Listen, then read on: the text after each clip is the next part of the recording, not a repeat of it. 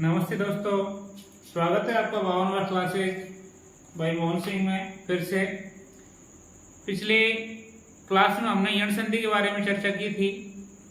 आज हम अयादी संधि के बारे में चर्चा करेंगे।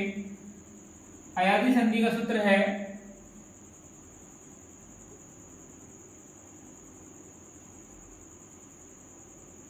एचोयव। जैसे हमने यण संधि सारी इको यणची सूत्र पर टिकी हुई थी, ऐसे ही अयादी संधि भी इसी सूत्र के ऊपर निर्भर करती है। आप इसका पदच्छेद करें तो पदच्छेद में आप पाएंगे कि ये सूत्र कहता है एच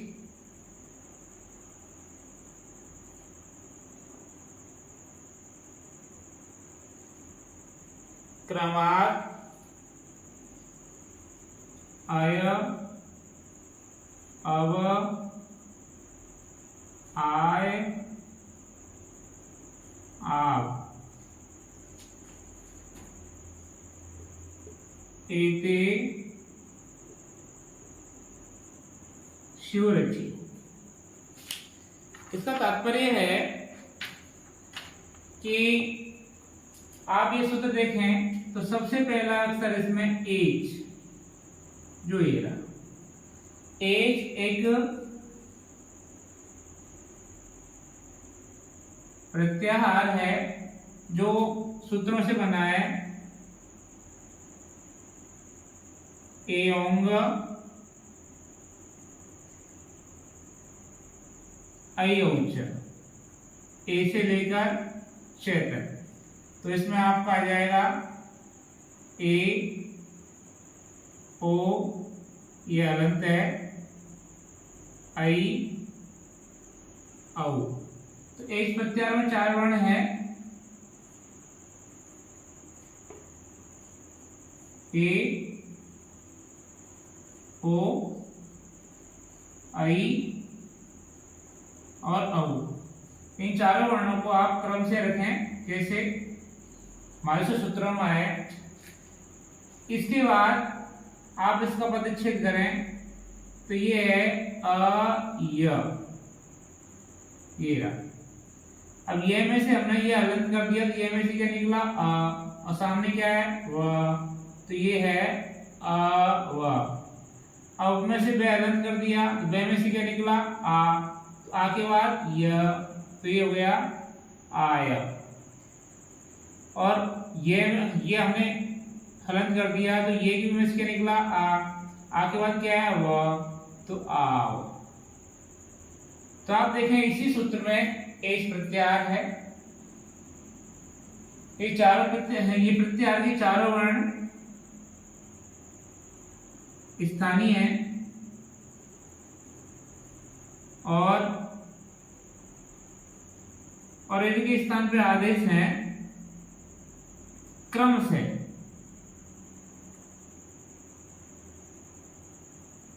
अय अव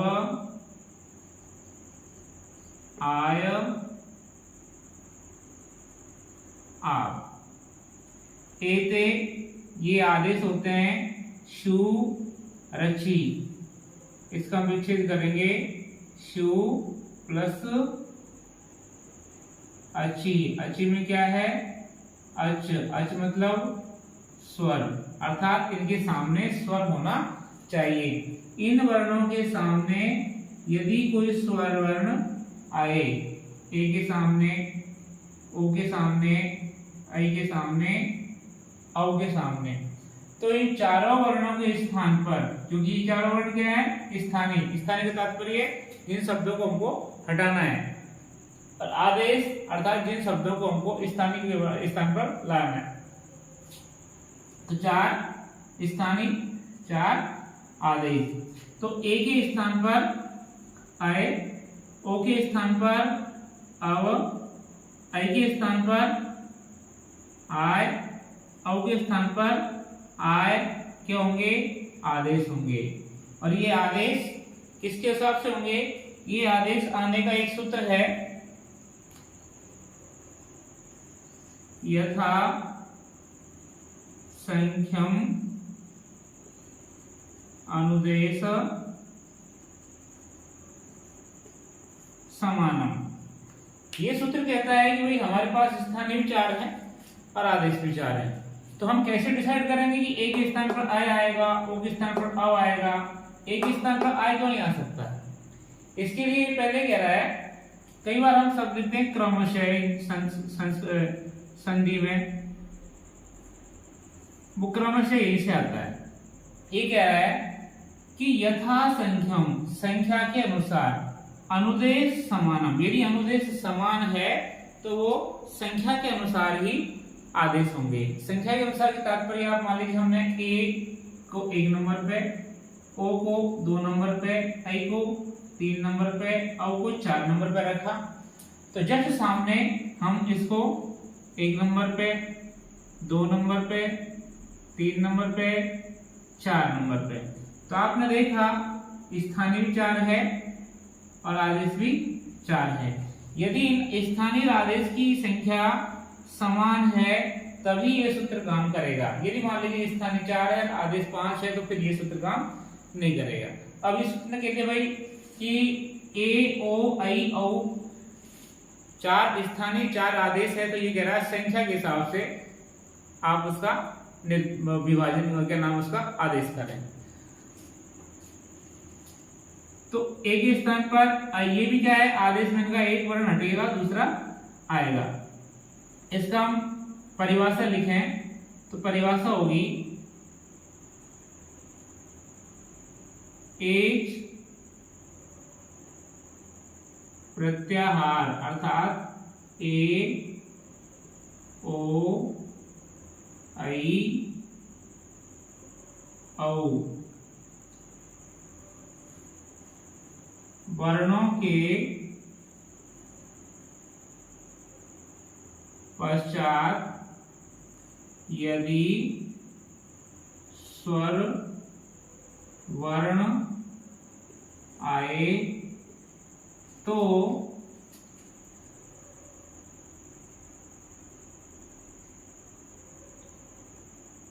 एच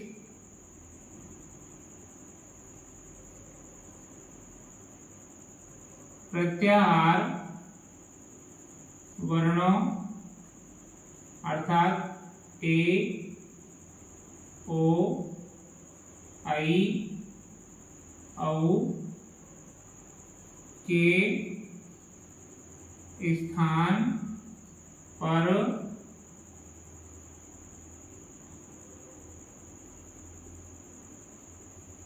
क्रमशः अय अब आय और आप आदेश हो जाते हैं। ये क्रमशः शब्द यथा संख्यम अनुदेश समानम सूत्र के हिसाब से आया। ये कह रहा है भाई यदि स्थानीय और आदेशों की संख्या समान है तो उनका आदेश क्रम के हिसाब से होगा। इसको आप यूं समझ लीजिए, मान लीजिए कि हमारे पास 4 स्टूडेंट हैं और 4 टेबल है। यदि 4 स्टूडेंटों से हमने कहा कि आप जाकर के टेबलों पर बैठ जाइए तो शायद ये क्रम बिगाड़ देंगे। यदि हमने इसे कहा कि एक रोल नंबर पे एक बच्चा बैठेगा, 2 नंबर पे 2 वाला, 3 नंबर पे 3 वाला, 4 नंबर पे 4 वाला, तो समस्या ही नहीं। यही काम ये कर रहा है भाई यथा संख्या अनुदेश समानम कि ये आदेश क्रमशः होंगे और वो सूत्र है आपका ये। अब हम संधि करते हैं ने प्लस आनम। अब आप देखें ने शब्द का अंतिम पद क्या है, ए, सामने क्या है, ए नम। हमको संधि करनी है ए प्लस ए, अब आपका पहली कंडीशन कि भाई प्रथम वर्ण है ना वो इनमें से होना चाहिए, है, सामने स्वर होना चाहिए, है, तो क्या करेंगे इनके स्थान पर ये आदेश कर देंगे, तो एक स्थान पर क्या हो जाएगा आय, तो ने प्लस आया, इस ऐसा कुछ बिगड़ने वाला है नहीं, ए नम, अब ने में मिला तो ने, ये में मिला तो ये नम, तो ये हुआ नए नम, ये संधि और ये विच्छेद। ऐसे ही पो प्लस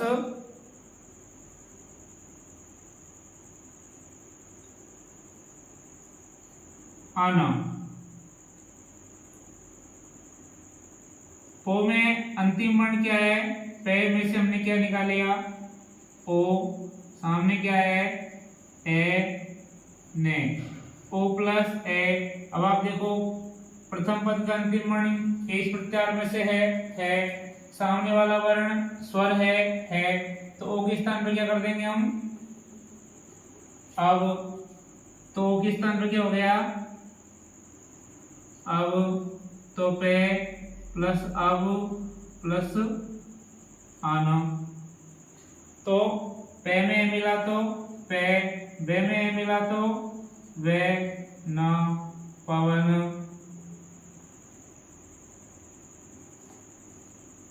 अब आप देखें अगला आई, नई प्लस अक, नई के अंत में क्या है आई, सामने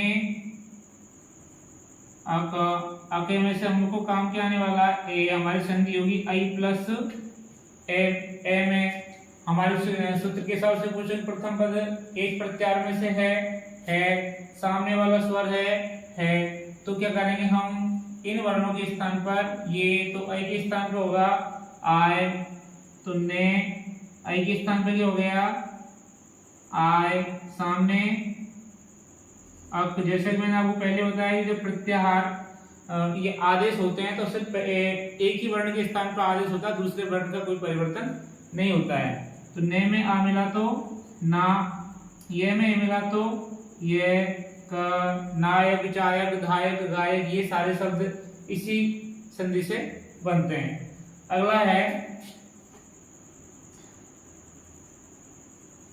पहु प्लस अक, पे में से हमने क्या निकाला औ, सामने क्या है ए, हमारी संधि हो रही है औ प्लस ए। अब आप देखो प्रथम पद का अंतिम वर्ण औ, एक प्रत्याहार का वर्ण है क्या है, सामने जो ए आ रहा है जो स्वर है क्या है, तो हमारी संधि होगी अयादि, अयादि संधि होगी तो औ के स्थान पर क्या होगा आव, तो पे औ के स्थान पर आव, सामने ए के, तो पे में आ मिला तो पा, बे में मिला तो वे क, तो शब्द बन गया आपका पावक। तो इस प्रकार से आपका जो औ वाले अक्षर है वृक्षो प्लस ही वृक्ष ही है,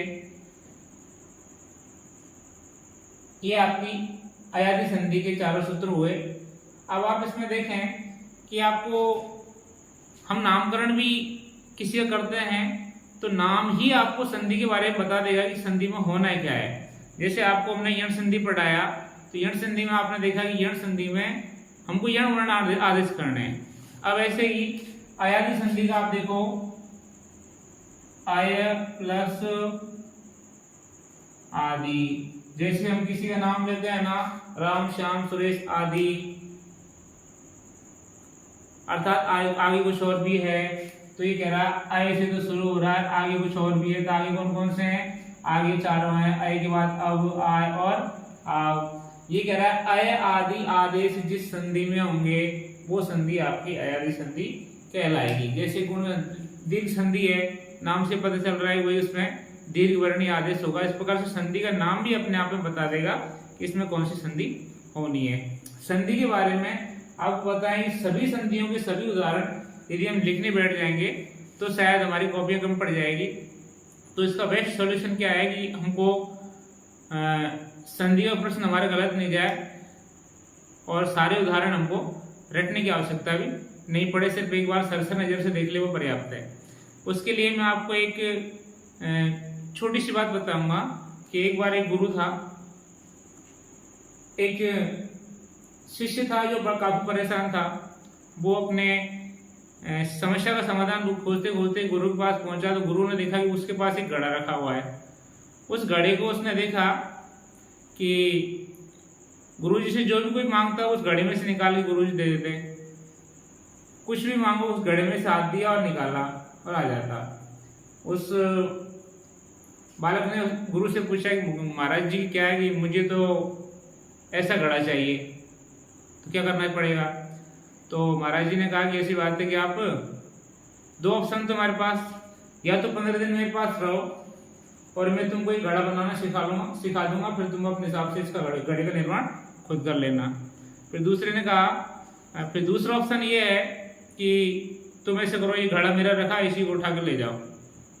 तो शिष्य ने सोचा कि क्यों ना इसी को उठा कर ले जाएं, 15 दिन तो ये गुरुजी सिखाने में लगाएंगे और जब भी पता नहीं क्या होगा तो 15 दिन कौन बैठे यहाँ पर, फिर घड़े को लेके चलते हैं। तो जो शिष्य है घड़े को लेके आ गया। घड़े को लेके आने के बाद उसमें से वो जो भी वस्तु मांगता घड़े में हाथ देता और निकाल लेता, हाथ देता और निकाल लेता। इस प्रकार उसके खुशियों का ठिकाना नहीं रहा। लेकिन खुशी के चक्कर में वो घड़ा उसके हाथ से छूट गया और वो घड़ा फूट गया। घड़ा फूटते ही वह पागलों की तरह रोने लगा और फिर बाद में उन्हीं गुरुजी के पास दोबारा पहुंचा कि गुरुजी वो घड़ा तो फूट चुका है, अब मुझे दूसरा घड़ा दीजिए। तो गुरुजी कहते हैं मैंने तुमसे पहले ही कहा था तेरे पास दो ऑप्शन है, या तो घड़ा बनाना सीख ले और ये फिर इस घड़े को ले जा। अब तूने घड़ा बनाना सीखा नहीं, यदि घड़ा बनाना सीख लेता तो फिर तुझे नया घड़ा मांगने की आवश्यकता नहीं पड़ती, तो दोबारा घर पर खुद ही बना सकता था। यही हाल हमारी संधियों का है कि यदि हमने संधि का मुख्य बिंदु समझ लिए कि संधि का स्ट्रक्चर क्या है, किस आधार पर होती है, यदि हमने इनको समझ लिया ढंग से तो कोई सा भी शब्द हो हम उसकी संधि आसानी से कर पाएंगे। और यदि हमने मान ली ये समझे नहीं और हम संधि रटने लग गए कि नहीं प्लस नयनम, चे प्लस चयनम, वे प्लस वो प्लस अनुभवनम, ऐसे रटेंगे तो सूत्र उदाहरण काफी सारे हैं। तो आपको घड़ा बनाना सीखना है, न कि घड़ा उठा के लाना है। इसलिए आपको इन सभी संधियों के सूत्रों को समझना है कि सूत्रों को समझ गए तो संधियों में आपको उदाहरण रटने की आवश्यकता नहीं पड़ेगी। अब नमस्ते दोस्तों, हम पढ़ रहे थे अयादी संधि। अयादी संधि के कुछ अपवाद हैं या कुछ ऐसे सूत्र हैं जो एचो अयवाय सूत्र के विपरीत काम करते हैं और हमको संधि के साथ साथ अपवादों पर भी ध्यान देना अत्यावश्यक है, क्योंकि जो मेरिट प्रश्न बनते हैं वो अपवादों में से निकल के बनते हैं। एक सूत्र है वांतों की प्रत्यय।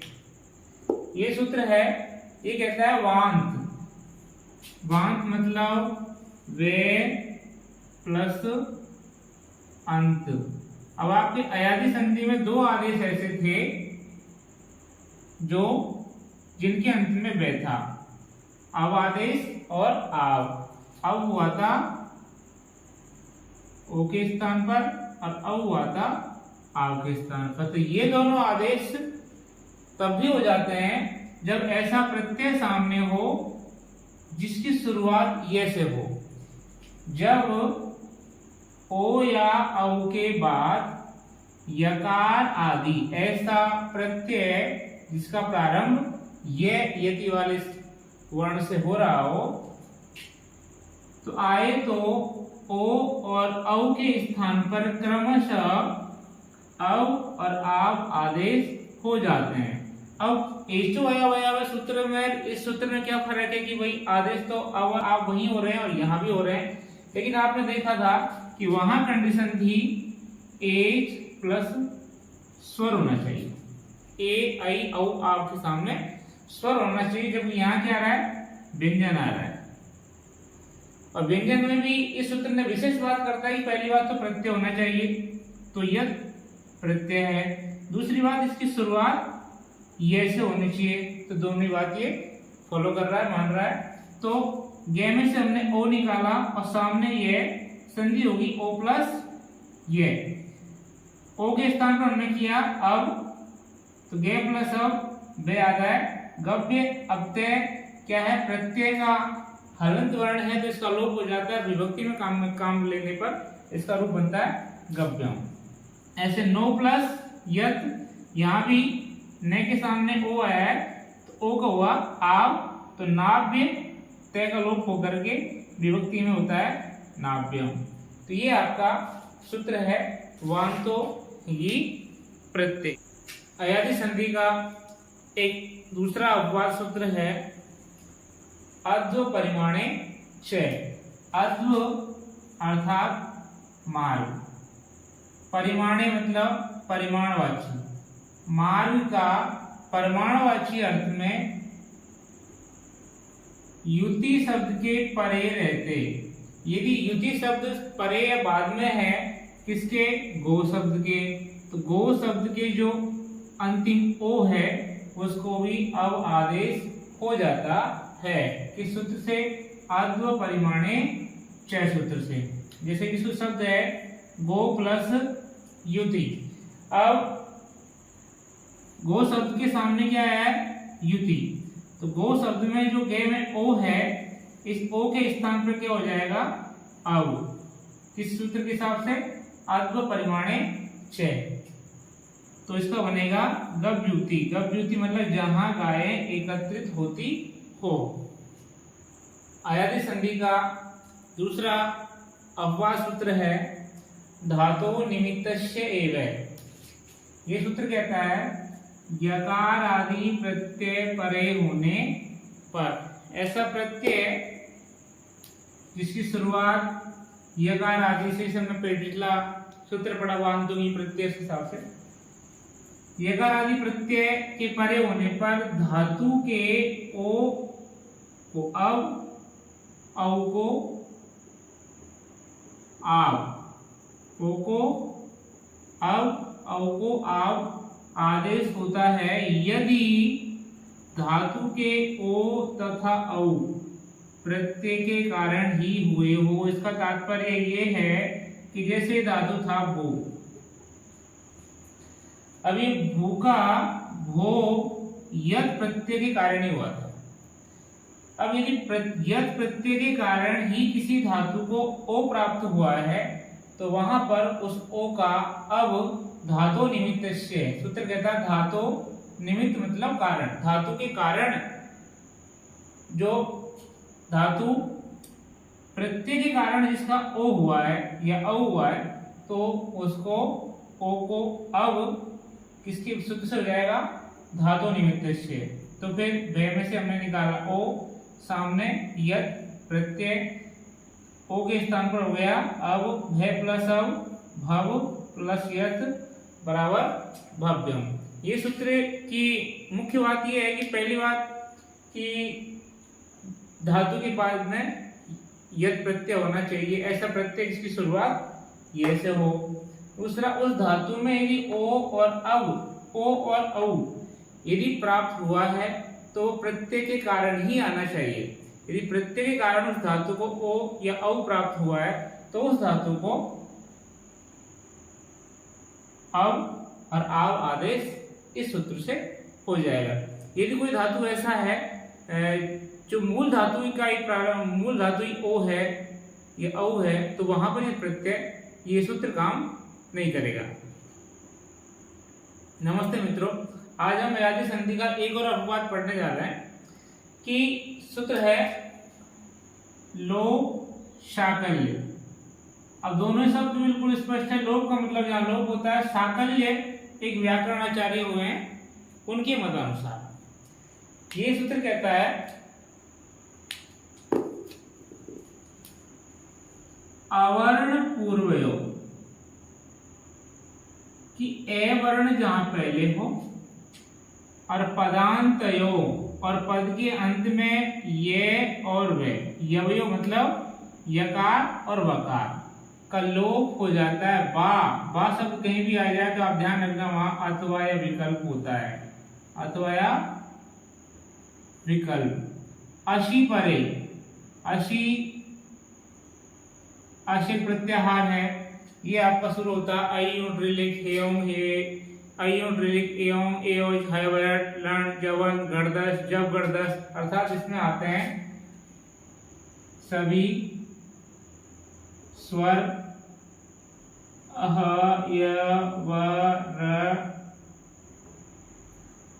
ल और वर्गों के पंचम अक्षर, चतुर्थ अक्षर और तृतीय अक्षर, ये सब अस प्रत्याहार के अंतर्गत आते हैं यदि अस प्रत्याहार के वर्ण सामने परे हो। अब हम आते हैं इसके अर्थ पे। अस प्रत्याहार जिसमें स्वर आते हैं है, ये, वे, रे, ले और तीसरा चौथा पांचवा वर्ण उसमें आते हैं। तो अस प्रत्याहार के वर्ण परे, परे मतलब बाद में होने पर अवर्ण पूर्व वाले पदांत यकार वकार, ऐसे यकार वकार जिनसे पहले ए वर्ण आया हो का लोप विकल्प से होता है। विकल्प से होने का मतलब उसका हम लोप करें तो ठीक, नहीं करें तो ठीक, दोनों सही है। तो यहाँ ये कह रहा है कि लोप होगा और व्याकरणाचार्य साकल्य के अनुसार यह परिवर्तन होता है। तो साकल्य जो व्याकरणाचार्य है उनकी मान्यता है कि ये लोप होना चाहिए।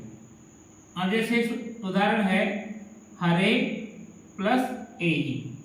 अब हरे प्लस ए ही में वही सूत्र एचओ एवं आवे से ए प्लस ए में संधि हो रही है, ए के सामने स्वर आ रहा है तो ए के स्थान पर हो जाएगा अय। यहां तक ठीक है, लेकिन हर प्लस अय को मिलाएंगे तो होगा हरय प्लस ए ही। यहां कंडीशन ये है कि पहली बात कि यकार और वकार से पहले ए होना चाहिए। तो देखो ये से पहले जो रे वर्ण है इसमें ए है तो ए वर्ण पूर्वयो, पदांत यो तो ये पदांत में ही है। यव यो लोपो, यव का लोप हो जाता है कब? अशी परे, जब सामने अशी परे हो। अब सामने क्या है? ए, जो क्या है? स्वर है, अस प्रत्याहार का वर्ण है। यदि ऐसा है तो यहाँ पर जो पदांत ये और वह है इसका लोप हो जाएगा आचार्य साकल्य के अनुसार। तो ये रूप बनेगा हर प्लस ए ही। यदि विकल्प में ये विकल्प से कर रहे हैं और यदि इसको हम लोप साकल्य सूत्र न लगाएंगे तो सीधा रूप बनेगा हर ए ही। ऐसे ही ओ का उदाहरण देखेंगे, विष्णु प्लस ई है। विष्णु के अंत में क्या है? ओ है, ओ के सामने ई आ रहा है तो यहां पर भी वही एचओ एवाय सूत्र से ओ के स्थान पर अब हो गया। अब आप देखो विष्णु प्लस अब को मिला देंगे तो बनेगा विष्णव और सामने है ई। यहां चर्चा करने का यहीं पर सूत्र काम करता है। ये कह रहा है वही पदांत में ये और वे में से होना चाहिए तो पदांत में वे है, ठीक है। वे से पहले ए होना चाहिए तो ऋण में ए है, ये भी ठीक है। वे के बाद में अस प्रत्याहार का कोई वर्ण होना चाहिए तो यहाँ पर ई आया है। ई क्या है? स्वर है, तो सारी कंडीशन मान रहा है। ये मान लीजिए इसका सीधा फॉर्मूला ये है कि ए के सामने क्या होना चाहिए? ये या वे, और इसके सामने क्या होना चाहिए? अस प्रत्याहार का वर्ण। यदि ऐसी कंडीशन है तो ये और वे का लोप हो जाता है। तो विष्णु प्लस इह और विकल्प से बनाएंगे तो बनेगा विष्णवी है, एक ही मात्रा वे में लग जाएगी। अब यहाँ पर कई बार प्रश्न पूछा जाता है, आपसे दे दिया जाए कि हरे प्लस ए ही, इसका संधि क्या होगी? अब संधि में यदि आपने लोक साकल्य सूत्र ध्यान से पढ़ा है तो हर प्लस ए ही, यदि आपने एच और वाई आपके दिमाग में है तो हर ए ही, तो दोनों ही ऑप्शन मिलेंगे, लेकिन तीसरा ऑप्शन मिलेगा ए और वे दोनों सही। तो वहां पर आपका तीसरा ऑप्शन सही होगा, ए या वे दोनों सही है। हर प्लस ए ही भी सही है और हर ए भी सही है। यही कंडीशन यहाँ है, विष्णु प्लस ई है, देकर के आपसे पूछा जाएगा इसका संधि क्या है, तो मिलेगा विष्णु प्लस ई है, बे ऑप्शन में मिल जाएगा विष्णु भी है, से ऑप्शन में मिल जाएगा इन दोनों में से कोई नहीं, दे में मिल जाएगा ए और वे दोनों। यदि ऐसा प्रश्न आता है तो वहां पर ध्यान रखना ये दोनों ही ऑप्शन सही माने जाते हैं। तो यहाँ पर आपकी आज जो अयादी संधि है वो समाप्त होती है। यदि आपको हमारी क्लास ठीक लगी, हमारी मेहनत आपके लिए काम आई, तो ये जो संस्कृत व्याकरण की क्लास है ये आने वाले संस्कृत से संबंधित सभी परीक्षाओं के लिए अत्यंत उपयोगी होने वाली है, और ज़्यादातर अभी वर्तमान में देखा जाए तो रीट के एग्जाम के लिए काफ़ी महत्वपूर्ण होने वाली है। इसलिए नेक्स्ट वीडियो हमारा तुरंत अपलोड होते ही आपके पास उसका नोटिफिकेशन पहुंच जाए, इसलिए हमारे चैनल को लाइक सब्सक्राइब करें और बेल आइकन के बटन को प्रेस कर दें, जिससे हमारा वीडियो आपके पास पहुंच सके। धन्यवाद।